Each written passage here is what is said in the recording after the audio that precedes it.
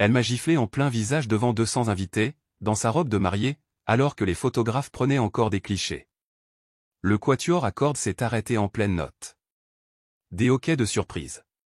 Quelqu'un a laissé tomber un verre de vin. Je n'ai pas tressailli. Je suis juste resté là, les joues cuisantes, le cœur battant la chamade. Mon nom est Émilie, et d'où que vous regardiez ceci, restez avec moi.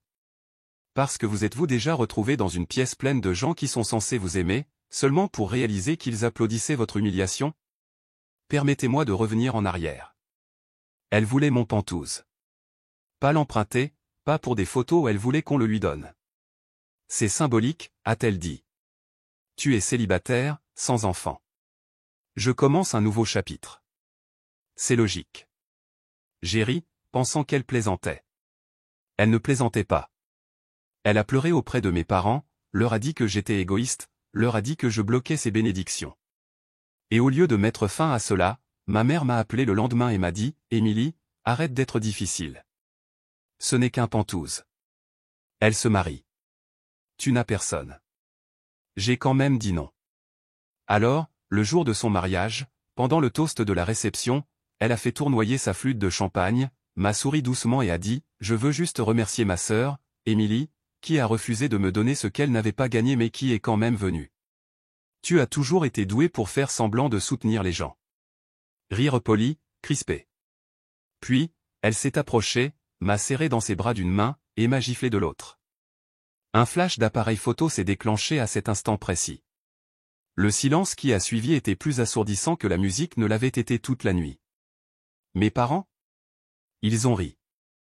Ma mère a même dit, « Nous t'avions dit de le lui donner. » C'était ton devoir. Devoir? Comme si j'étais une sorte de servante dans son conte de fées. Je me suis retourné lentement, prête à partir, mais alors une voix derrière moi au calme et délibéré a dit, « Ça suffit. » Tout le monde s'est retourné. Debout au fond de la salle, les bras croisés, le regard perçant, se trouvait un homme en costume anthracite, un insigne de juge fédéral accroché à son blazer, le juge Rowan. Il m'a regardé droit dans les yeux et a dit, « Voulez-vous porter plainte ?» Le visage de ma sœur s'est décomposé. La pièce s'est figée. Parce que ce que personne ne savait? Il n'était pas seulement un invité, il était mon mentor. Et je n'étais pas venu seul. J'étais venu avec des témoins, des preuves, et quelque chose de bien plus dangereux que la vengeance, un moyen de pression. Toute la salle de bal retenait son souffle. Le juge Rowan s'est avancé, calme mais létal, comme un homme habitué à commander le silence dans des pièces qui résonnent de mensonges. Elle vous a agressé devant des officiers assermentés, des avocats inscrits au barreau, et 200 témoins, a-t-il dit. Alors, je vous le demande à nouveau, mademoiselle Émilie Green, voulez-vous porter plainte? Le visage de ma sœur a perdu toute couleur. Son marié avait l'air d'avoir épousé une mine antipersonnelle. Mon père s'est interposé entre nous, les mains levées. Allons, allons, elle est émotive. C'est le jour de son mariage. Le juge Rowan n'a pas scié. L'agression ne bénéficie pas d'un laissez-passer pour des fleurs et du champagne. J'ai regardé ma sœur, toujours dans sa robe à $1000, s'accrochant toujours à ce masque de sourire malade et gâté qui était le sien. Mais elle n'avait plus le contrôle. Je me suis doucement tourné vers lui et j'ai dit, « Pas encore. Mais je veux que cet incident soit consigné. Je veux que tout soit documenté. » Il a hoché la tête, a sorti un mince calepin et a commencé à écrire. La voix de ma sœur s'est brisée. « Tu fais ça sérieusement? Tu gâches mon mariage. » J'ai souri calmement. « Non, ma chérie.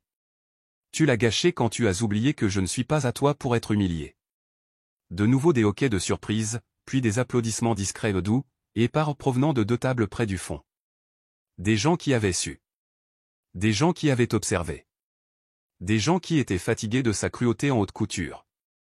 Je suis passé devant elle sans un mot de plus.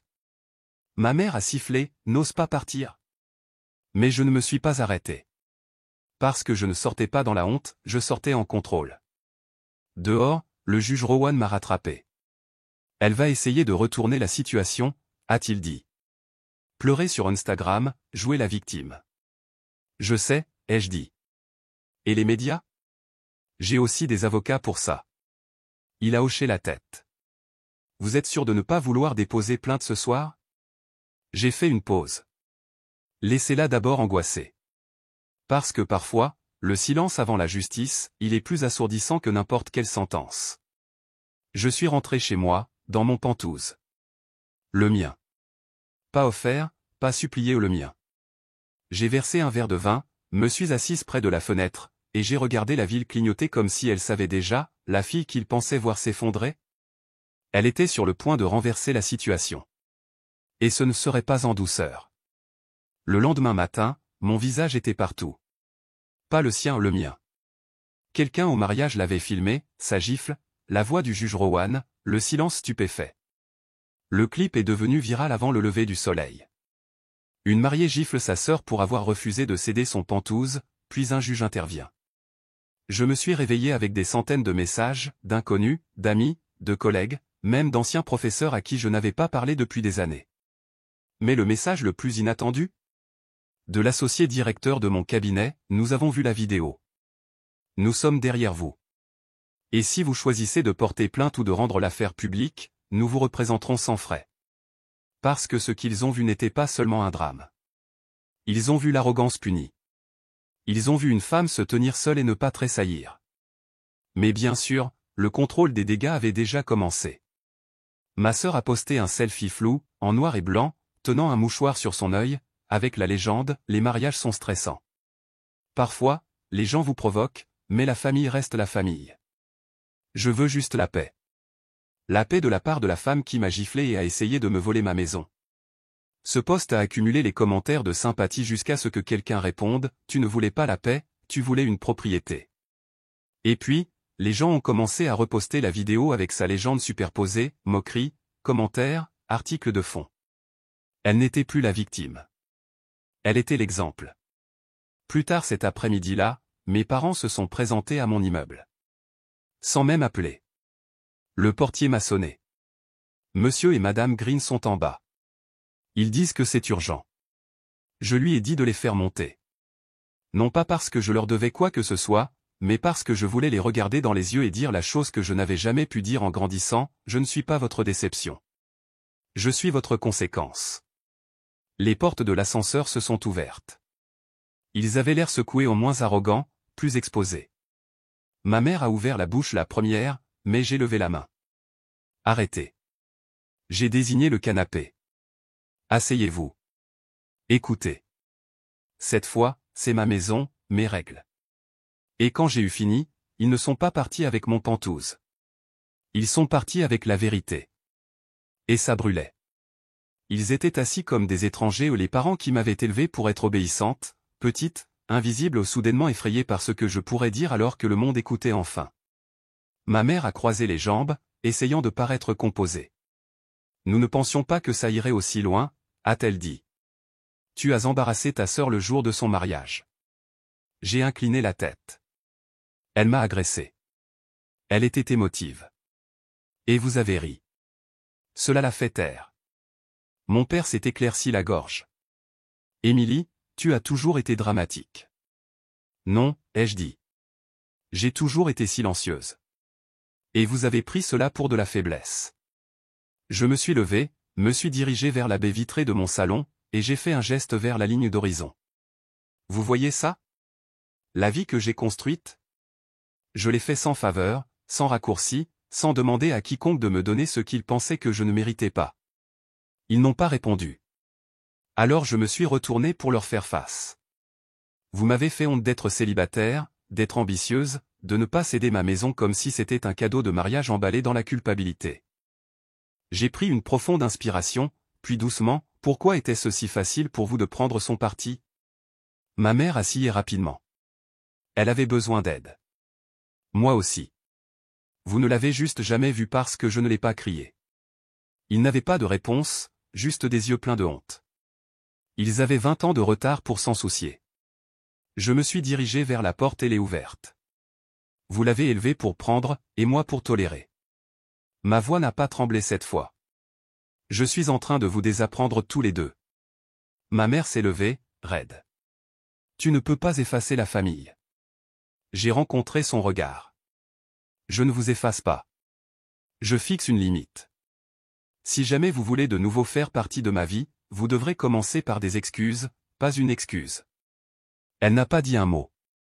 Lui non plus. Ils sont partis. Et pour la première fois, le son de ma porte d'entrée se fermant n'a pas ressemblé à de l'abandon. Il a ressemblé à de la protection. Je suis retourné à ma fenêtre, j'ai versé un autre verre de vin, et j'ai ouvert mon ordinateur portable. Un courriel, d'une publication sur les droits des femmes. Objet, nous aimerions présenter votre histoire. J'ai souri. Parce que la fille qu'on avait autrefois honte de faire parlait? Elle était sur le point de faire les gros titres. Et ma sœur? Elle n'avait même pas lu les petits caractères sur ce qui arrive quand on gifle une femme qui en a finalement assez de se taire. D'ici vendredi, les photos de mariage de ma sœur n'étaient plus à la mode, mais moi si, chaque blog, chaque podcast, chaque panel, avec le titre « La gifle entendue sur tout Internet, comment une femme a reconquis sa voix ». Je n'avais pas faim de célébrité, mais je ne me cachais plus non plus. J'ai dit oui à une interview, une seule ou une conversation calme avec un journaliste respecté qui a commencé par « Pourquoi ne lui avez-vous tout simplement pas donné le pantouse ?» J'ai souri. Parce que j'étais prête, ai-je dit. On m'a élevé en me faisant croire que l'amour signifiait donner jusqu'à ce qu'il ne me reste plus rien, mais tout ce que cela a jamais appris à ma sœur, c'est comment prendre sans demander. Le clip a atteint 1 million de vues en 3 heures. Et soudain, des femmes de tout le pays m'écrivaient « Votre histoire est la mienne ». Je ne suis pas allé au mariage de ma sœur non plus. Je pensais être la seule. Il s'avère que nous sommes nombreuses, des filles élevées pour faire de la place, maintenir la paix, rester silencieuses. Mais le monde écoutait enfin. Et ma sœur? Elle a essayé de pivoter à nouveau. Son post suivant était un selfie avec une citation sur le pardon, suivi de « La guérison est désordonnée, surtout quand vos blessures deviennent virales ». Je n'ai pas répondu. Pas besoin. Parce que la guérison n'est pas un hashtag, c'est refuser de se recroqueviller juste parce qu'ils sont mal à l'aise avec votre expansion. Pendant ce temps, ma boîte de réception continuait de vibrer, avocat, défenseur des droits, même une conseillère municipale qui voulait que je parle lors d'un sommet sur le leadership. Mais le message qui m'a fait m'arrêter venait du juge Rowan lui-même, j'ai parlé au bureau du procureur. Il y a une voie possible si vous voulez engager des poursuites. Vos parents et votre sœur seront assignés à comparaître. C'est votre décision. J'ai fixé le message pendant un long moment. J'ai pensé à la façon dont elle m'avait humilié, comment ils avaient ri, comment ils avaient tous cru que j'encaisserais comme je l'avais toujours fait. Et puis j'ai pensé à la justice non pas par vengeance, mais pour que ce soit enregistré. Alors, j'ai tapé 2 mots, procédons. Et avec cela, je suis entré pleinement dans le seul rôle qu'il n'avait jamais pensé que je revendiquerais, la femme qui riposte. Pas pour le drame, pas pour la pitié, mais pour chaque fille qui a déjà été réduite au silence par une gifle. L'assignation a été signifiée un jeudi, lors d'un brunch, devant ses beaux-parents, alors qu'elle posait avec des mimosas hors de prix et des rires forcés pour Instagram. Poétique. Elle m'a envoyé un message texte 1 heure plus tard. Pas d'excuses, pas de prise de responsabilité, juste du venin, tu as officiellement ruiné ma vie. J'espère que tu es fier de toi. Je n'ai pas répondu, mais je l'ai lu 2 fois. Puis j'en ai fait une capture d'écran, je l'ai sauvegardé, je l'ai classé. Parce que ce n'était pas un message, c'était une preuve. Ce week-end-là, j'ai rencontré le procureur. Ils avaient examiné la vidéo, la gifle, l'intention, les déclarations faites, les rires de mes parents, la liste des témoins, la moitié du registre des invités. Elle se croit intouchable, a dit le procureur. J'ai haussé les épaules. Elle a toujours eu un public. Maintenant, elle a des comptes à rendre. Ils m'ont offert 2 choix, un procès public avec couverture médiatique et témoignages, ou une audience à huis clos avec une ordonnance restrictive et un dossier officiel. J'ai choisi le premier. Parce que je voulais que la vérité soit vue. Pas chuchotée, pas aseptisée au vu. Les semaines suivantes se sont déroulées rapidement. Mon avocat m'a préparé, questions, ton, posture, antécédents. Vous êtes sûre d'être prête pour ça, a-t-il demandé. Je suis prête depuis le moment où elle a levé la main. La date du procès a fait les gros titres. Les journaux locaux l'ont appelé, les retombées du mariage qui ont secoué la ville. Elle s'est tue en ligne. Mes parents sont restés silencieux, prétendant que rien de tout cela n'arrivait. Mais le tribunal ne se souciait pas du déni familial, il se souciait des faits. Le jour de l'audience, je suis entré vêtu du même tailleur bleu marine que je portais le jour où j'ai finalisé l'achat du pantouse ou une armure symbolique. Elle paraissait petite à la barre. Disparue la mondaine, disparue la mariée, juste une femme se décomposant sous le poids de sa propre arrogance. Mon avocat a demandé, « Avez-vous giflé votre sœur ?» Elle a marqué une pause, puis a murmuré, « Oui. » Et ce seul mot a tout fait craquer. La salle d'audience a murmuré. Même le juge a haussé un sourcil. Quand ce fut mon tour de parler, je n'ai pas pleuré. J'ai regardé le jury et j'ai dit, je n'ai pas été frappé parce que j'étais cruel. J'ai été frappé parce que j'ai dit non. Et dans ma famille, c'était la véritable trahison. Quand je suis descendu de la barre, j'ai senti quelque chose dans ma colonne vertébrale se réaligner, quelque chose qui avait été disloqué depuis l'enfance. Cette nuit-là, je suis rentré chez moi en passant devant des caméras crépitantes, des journalistes criant mon nom, mais tout ce que j'entendais, c'était le silence ou le beau silence, celui que l'on gagne quand votre voix finit par étouffer le bruit. Le verdict n'a pas été explosif. Pas d'acclamation, pas de hoquet de surprise. Juste le marteau, un coup net. Le tribunal statue en faveur de la plaignante. Elle a été condamnée à payer des dommages et intérêts pas seulement financiers, bien qu'ils fussent élevés, mais une reconnaissance légale que ce qu'elle avait fait n'était pas une crise de nerfs, c'était une agression. Et soudain, le monde qu'elle avait construit sur des filtres et de la fiction a commencé à s'effondrer. Les sponsors se sont retirés de ses contrats sur les réseaux sociaux. Ses beaux-parents ont pris leur distance. Son nouveau mari ? Silencieux. Il est difficile de vendre des contes de fées quand la transcription du tribunal se lit comme une confession. Mes parents ne se sont pas présentés à l'audience, mais je savais qu'ils regardaient. Et 2 jours plus tard, j'ai reçu le courriel de ma mère, nous ne savions pas que ça irait aussi loin. Pouvons-nous parler en privé ? J'ai fixé le curseur clignotant pendant un long moment. Puis j'ai appuyé sur supprimer. Parce qu'il y a des portes qui devraient rester fermées, surtout quand les gens derrière ne frappent que par honte, pas par sincérité. Au lieu de cela, je me suis concentré sur la construction de quelque chose de nouveau.